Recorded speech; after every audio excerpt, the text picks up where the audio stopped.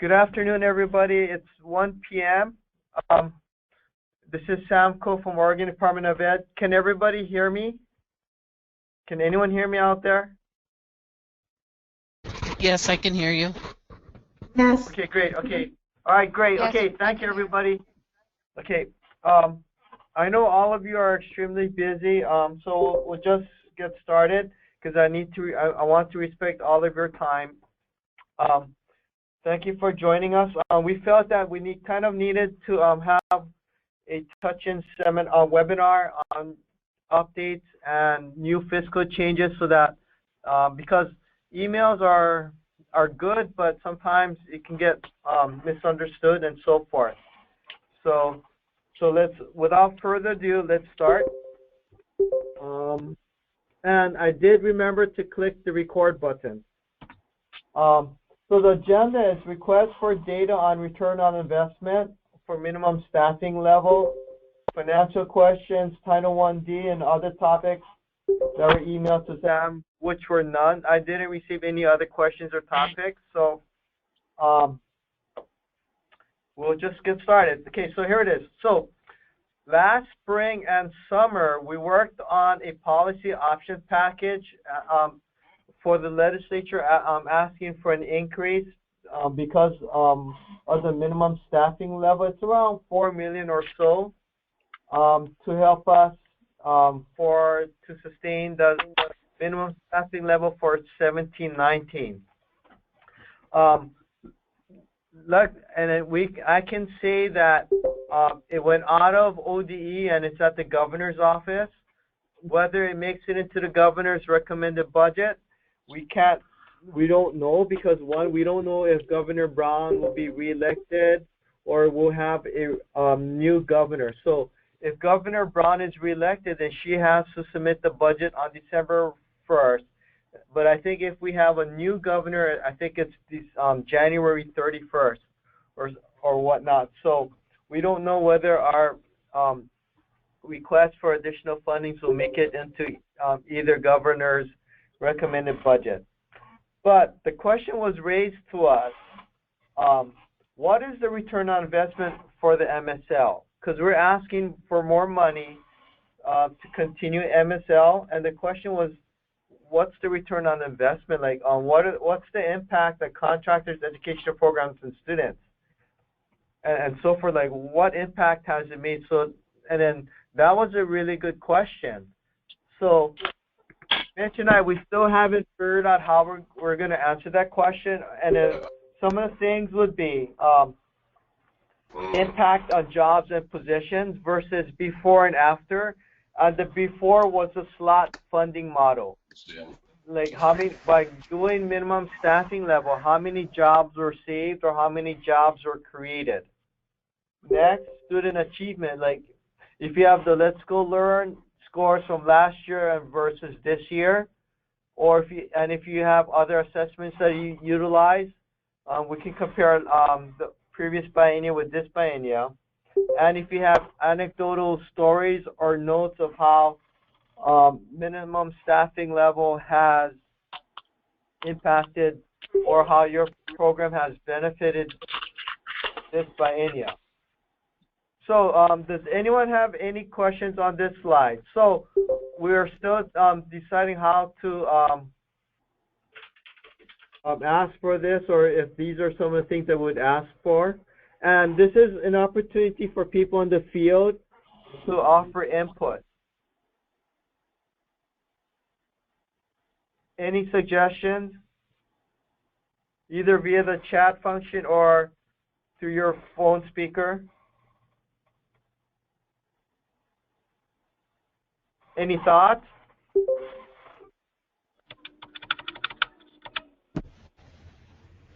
Hi, Sam. This is Candace. Hi, Candace. And hi. I was just wondering. All good ideas. We'll see what he comes back with. And you said that electrical. I'm thinking what his opinion was on the electrical. That if you put the new panel in, that you really protected yourself against problems with Hey, Chris, I think, Chris, we can hear you. Chris Panicky, is that you? things to mute. I guess. Yeah, Sam. Yeah, sorry. I guess people, if people could, unless you're gonna speak, mute your phone. So if people have thoughts on this, if you could give me a call or send me an email. Because Candace, you had a thought, right? I was just wondering where we are in the predicting our budgets for next year, for the next biennium, because you said you already submitted increase package to the governor. Are we going to have an opportunity to submit increases, or if we go to another classroom, those kinds of things? Okay, I'm sorry. So if I heard your question, Candace, like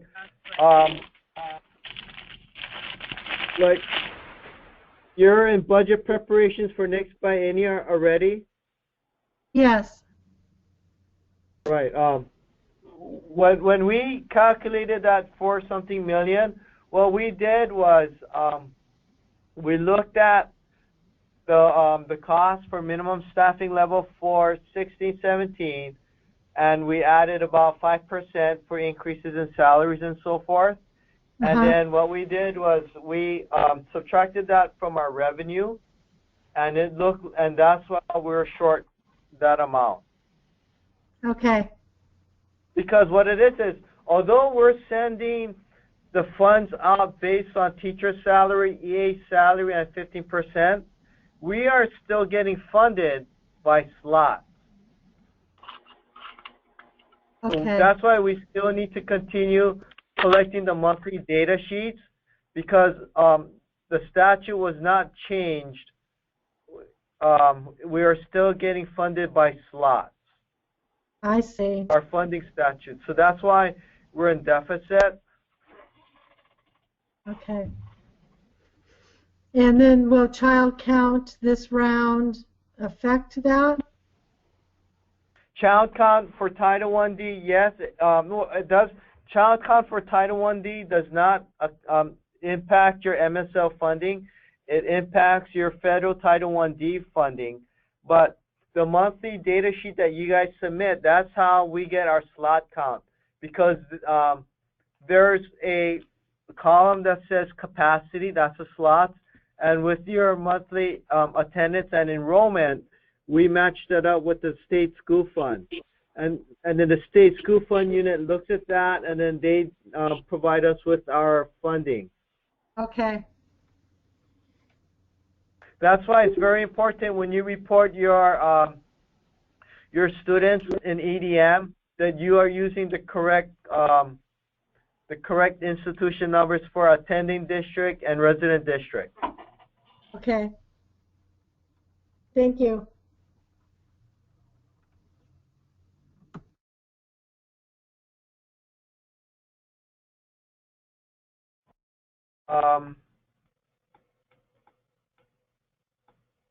Okay, so I'm reading some of the questions.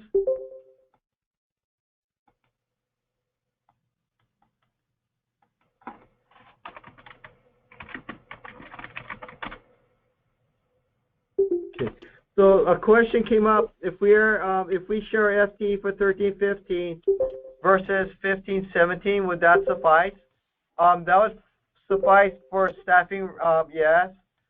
And outcome data and anecdotal stories of this funding model has impacted, yes. That'd be great. For instance, when I talked with Dan Strasser at Paddock, he said on the slot model, he would only be able to afford one teacher because of the number of students that he had. But with minimum staffing level, because he has 2 classrooms, one for high school and one for middle, he's able to have 2 classrooms and with 2 teachers. So that is a great example of that's a great example of how the minimum staffing level is having an impact on the funding for his site. And then for other sites, And here's an example where I think would be really helpful for, I mean, like, I'm thinking some sites, there's ebbs and flows with the count. And then what I mean by count, the number of kids in your sites.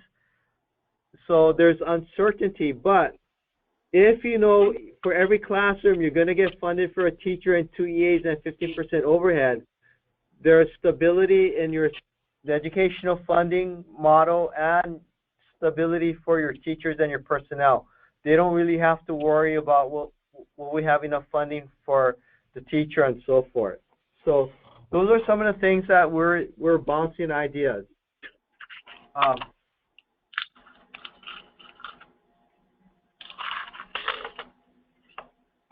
And to be honest, I don't know how to share my screen. Oh, I know how to share my screen. So somebody asked for them to share their screen. Gwen, I'm going to try your screen now. Thank you. Great. Okay, so we're seeing your screen. Yes.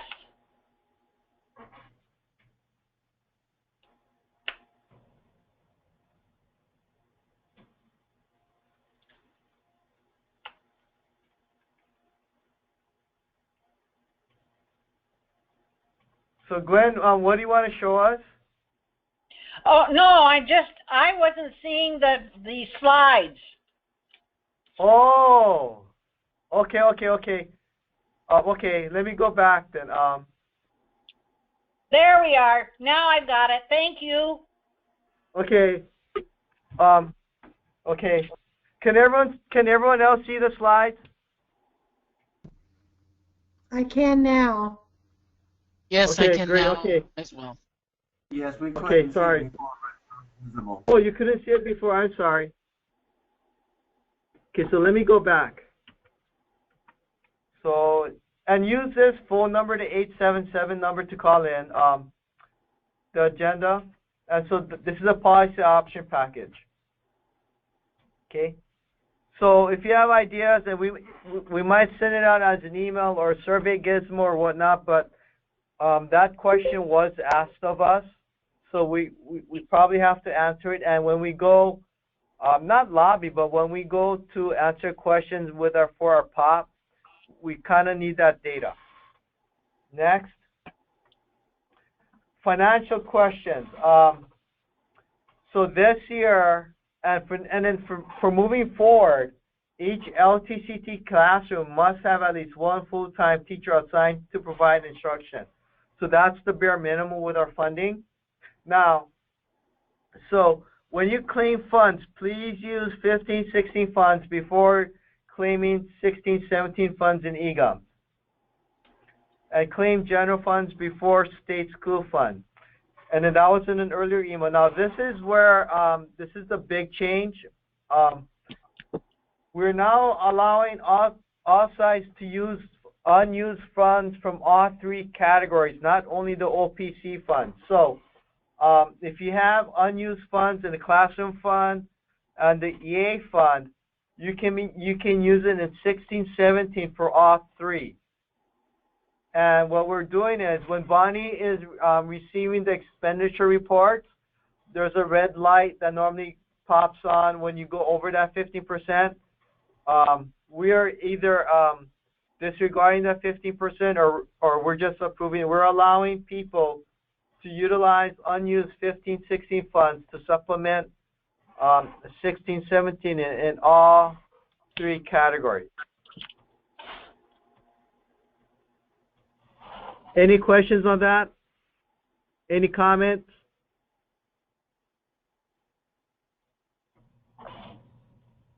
No, that's good. I think we understand it. We're ready for it. Right, because we're hoping that it'll give everybody more flexibility to do what you need to do. Okay, so any questions? If not, I'm going to go on.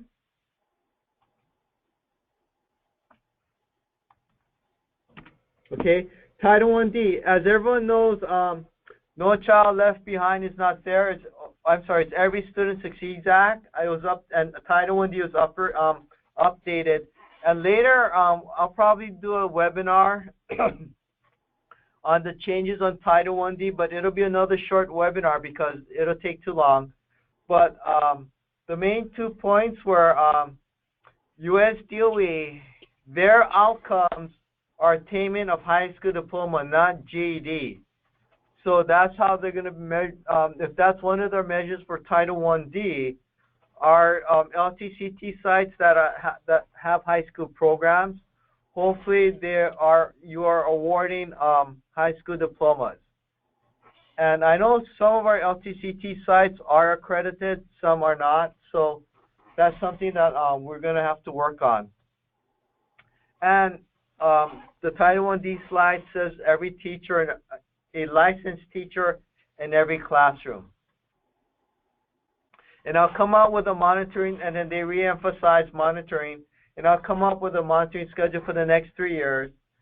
And they emphasize this 15 to 30% of Title I funds for transition services. So if you wanted to utilize your Title 1D funds to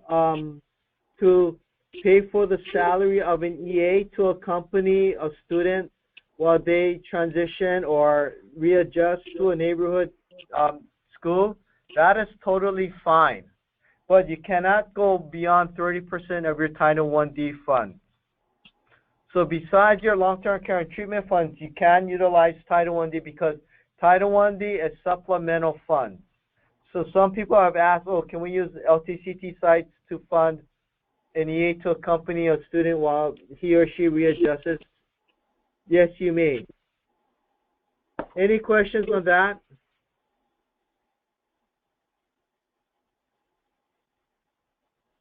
No questions? Okay, and then we're going to move on. And I think that was pretty much it. Any other questions on anything?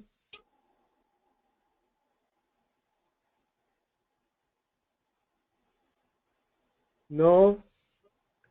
If you have questions, feel free to give me a call or email me. And just like this morning, we had the 9 a.m. webinar on the data collection. As soon as it was over, I received like 7 or 8 emails asking different questions. So, and that happens, you know, after the webinar and after everything hangs up, then questions come up. So that's fine. Okay. Okay, so what about funding for transition specialists classified? So, yes, you may use Title 1D funds to fund a transition specialist, but only up to 30% of your Title I funding can be utilized for that salary, but you can use Oregon State Fund or General Fund to fund that the transition specialist. If you don't have sufficient Title 1D fund.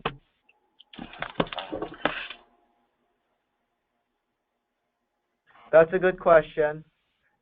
But remember, only 30% of your Title 1D funds can be used for transition, and a minimum of 15%.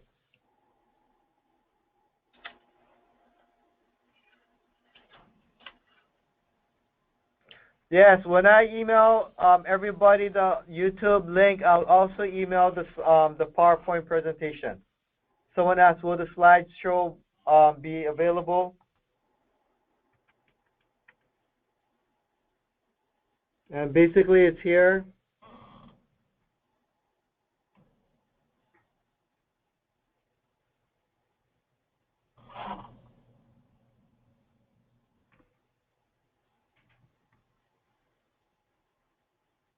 Any other questions or comments?